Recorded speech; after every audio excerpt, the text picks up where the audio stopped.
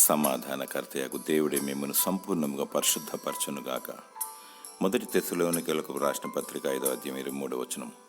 దేవుడు నీ అందు పరిశుద్ధత మరియు సంపూర్ణత కోరుకుంటున్నాడు. ఏడాది దూడలను కాదు, 1000 పొట్టేళ్లను కాదు, ప్రభు అయిన యేసుక్రీస్తు నీ హృదయాన్ని మరియు అంతరాత్మలో సత్యంను కోరుకుంటున్నాడు. పరిశుద్ధత లేకుండా, హృదయ శుద్ధి లేకుండా దేవుని చూడలేము. మన దేవుడు పరిశుద్ధుడు, మనమును పరిశుద్ధముగా ఉండాలి.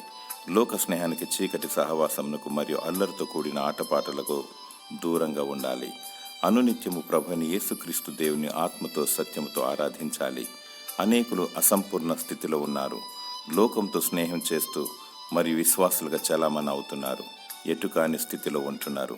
దేవుడు నీలో పరిశుద్ధము మరియు సంపూర్ణ స్థితి కోరుకుంటున్నాడు.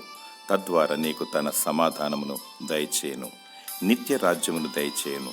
దేవునికి మహిమకరంగా జీవించు. దేవుడు నిన్ను తన సమాధానం చేత దీవించునుగాక. ఆమేన్.